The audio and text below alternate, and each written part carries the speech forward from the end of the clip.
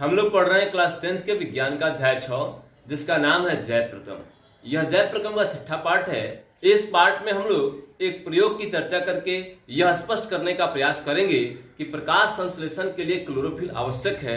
Chlorophyll के बिना प्रकाश संश्लेषण की प्रक्रिया संभव नहीं है। तो आइए बिना देर किए हम लोग शुरू करते हैं। सबसे पहले हम लोग क्या करते हैं कि गमले में लगा हुआ एक सबलित पत्ती वाला पौधा लेते हैं। सबलित कहने का तात्पर्य है चित्तीदार पत्ती, अर्थात एक ही पत्ती में एक से अधिक रंग होना, जैसे हरा रंग भी होना, पीला रंग भी होना या सफेद रंग होना। तो इस प्रकार की पत्ती वाले पौधे को सबलित पत्ती वाला पौधा कहते हैं। आइए मैं एक पत्ती की आकृति यहां बनाता हूं, आप उसे ध्यान से देखिएगा।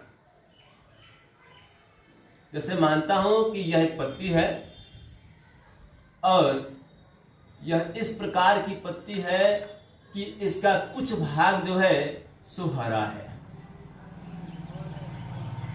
और बाकी भाग जो है सो इसका, जैसे मान लीजिए कि मैंने इस भाग को इसको छायांकित कर दिया, यह भाग जो है सो हरा है, बाकी सभी भाग जो है सो इसका पीले रंग का है या सफेद रंग का है। तो हम इसे सबलित पत्ती यानी कि हम इसे चित्तीदार पत्ती कह सकते हैं। यानी कि एक से अधिक रंग है, इसमें हरा रंग भी है और सफेद रंग भी है। अब इस प्रकार के पत्ती वाले पौधे को लेकर के हम अंधेरे बंद कमरे में 3 दिनों तक उसे रख देते हैं ताकि पहले से संचित जो मंड है उसको पौधा पूरी तरह से प्रयोग कर ले। जैसे हम लोग प्रकाश संश्लेषण की प्रक्रिया के दौरान पढ़े हुए थे कि जो प्रकाश संश्लेषण की प्रक्रिया में बना हुआ जो ग्लूकोज होता है, जो तुरंत प्रयुक्त नहीं होता है, उसे पौधे मंड के रूप में संचित कर लेते हैं। तो ये मंड के रूप में संचित ग्लूकोज जो होता है आवश्यकता अनुसार उसे प्रयोग किया जाता है। तो वहीं जो पौधे जो मंड को संचित करके रखे हैं उसे हम लोग 3 दिनों तक बंद कमरे में रख देते हैं ताकि वे संचित किए गए मंड को पूरी तरह से प्रयुक्त कर लें और उनके पास मंड शेष न रहे। उसके बाद क्या करते हैं, हम पौधे को निकालते हैं और निकाल करके बाहर धूप में रख देते हैं।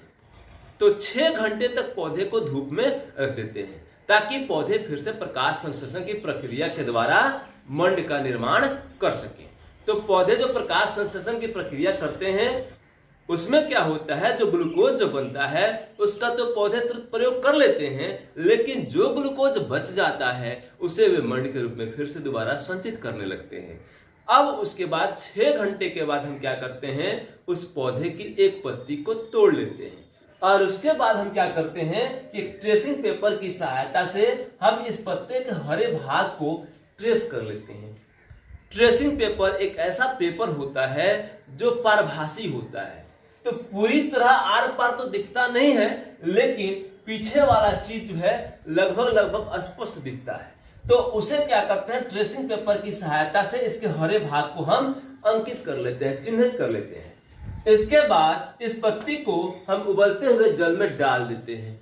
कुछ समय के बाद जल से इस पत्ती को निकालते हैं और निकालकर एक अल्कोहल भरे बीकर में इस पत्ती को डुबो देते हैं और उस बीकर को सावधानी पूर्वक हम जल उष्मक में रखकर तब तक गर्म करते हैं जब तक वह अल्कोहल उबलने न लगे। जब अल्कोहल उबलने लगता है तो थोड़ी देर में हम देखते हैं कि पत्ती में उपस्थित क्लोरोफिल जो होता है धीरे धीरे अल्कोहल में घुल जाता है और पत्ती जो होता है रंगहीन हो जाता है। जब पत्ती रंगहीन अर्थात हल्के पीले रंग का या सफेद रंग का हो जाता है तब हम बीकर को गर्म करना बंद कर देते हैं और उसे ठंडा होने के लिए छोड़ देते हैं। जब बीकर धीरे धीरे ठंडा हो जाता है तब उसमें से हम पत्ती को निकालकर और पानी से उसे धो लेते हैं और धो देने के बाद इस पत्ती को हम तनु आयोडीन के विलयन में डुबो देते हैं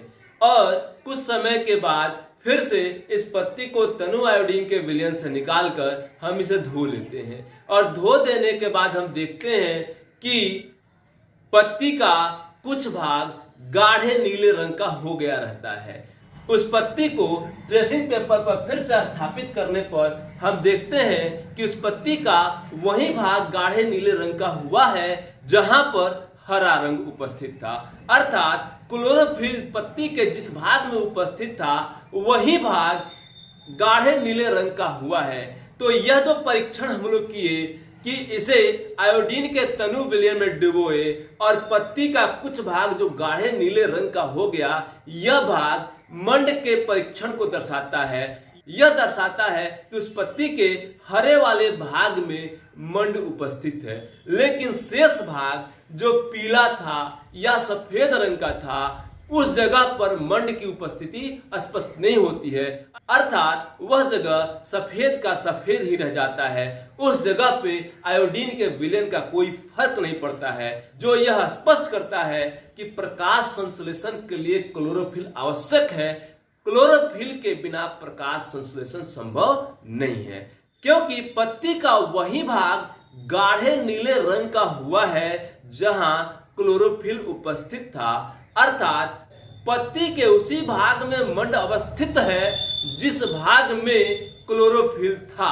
जिस भाग में क्लोरोफिल नहीं था उस भाग में मंड उपस्थित नहीं है, अर्थात उस भाग में प्रकाश संश्लेषण की प्रक्रिया नहीं हुई है। तो इस प्रकार से यह बात स्पष्ट हो जाती है कि प्रकाश संश्लेषण के लिए क्लोरोफिल आवश्यक है। क्लोरोफिल के बिना प्रकाश संश्लेषण की प्रक्रिया संभव नहीं है।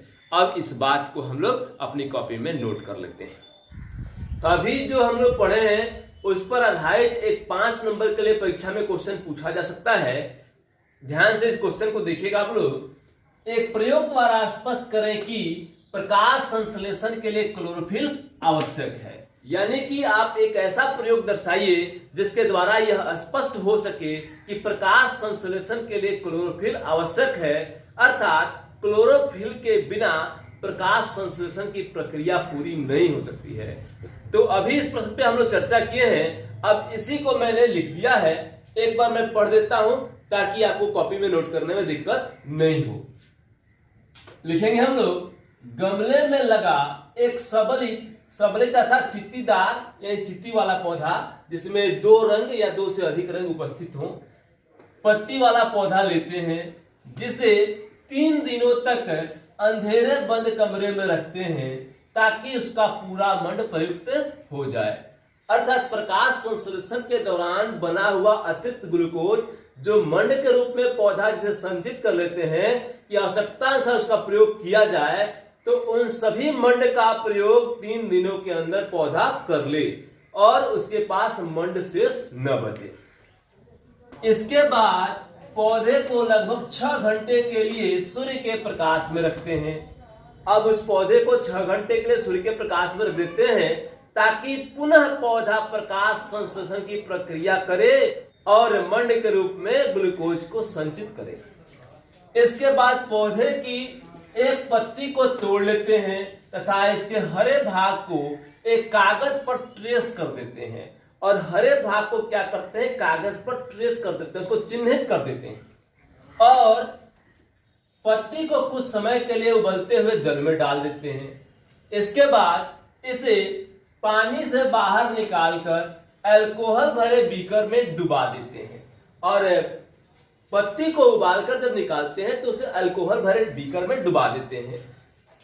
इस बीकर को सावधानी पूर्वक जल उष्मक में रखकर तब तक गर्म करते हैं जब तक कि अल्कोहल उबलने न लगे और उस बीकर को क्या करते हैं कि जल उष्मक में रखकर धीरे धीरे गर्म करने लगते हैं और उस समय तक गर्म करते हैं जब तक अल्कोहल उसका उबलने न लगे। अल्कोहल जब उबलने लगता है तो पत्ती में उपस्थित क्लोरोफिल जो होता है वह अल्कोहल में घुल जाता है और पत्ती रंगहीन हो जाता है। थोड़ी देर में देखते हैं कि क्लोरोफिल पत्तियों से निकलकर अल्कोहल में घुल जाता है। जब पत्ती रंगहीन अर्थात हल्की पीली या सफेद हो जाती है तो बीकर को ठंडा होने के लिए थोड़ी देर छोड़ देते हैं और जैसे ही पत्ती का रंग गायब हो जाए, उसका क्लोरोफिल अल्कोहल में घुल जाए, हम बीकर को ठंडा होने के लिए कुछ देर छोड़ देते हैं और जैसे ही बीकर ठंडा होता है, इसके बाद पत्ती को निकालकर अच्छी तरह पानी से धो लेते हैं और कुछ देर के लिए इस पत्ती को आयोडीन के तनु विलयन में डाल देते हैं। और फिर पत्ती को क्या करते हैं, आयोडीन के तनु विलयन में डाल देते हैं, ताकि मंड का परीक्षण हम कर सकें कि उस पत्ती में मंड उपस्थित है या नहीं। आयोडीन के तनु विलयन में अगर किसी पदार्थ को डुबाते हैं और वह पदार्थ गाढ़े नीले रंग का अगर हो जाता है, तो इससे इस बात की पुष्टि होती है कि उस पदार्थ में मंड उपस्थित है। तो इसीलिए हम क्या करते हैं कि इस पत्ती को आयोडीन के तनु विलयन में डुबा देते हैं, ताकि पत्ती अगर गाढ़े नीले रंग का हो जाएगा तो हमें इस बात का पता लग जाएगा कि उस पत्ती में मंड उपस्थित है। फिर पत्ती को बाहर निकालकर आयोडीन को धो देते हैं। इसके बाद देखते हैं कि पत्ती का हरे चित्ती वाला भाग गाढ़े नीले रंग का हो जाता है, लेकिन सफेद चित्ती वाले भाग का रंग नहीं बदलता है।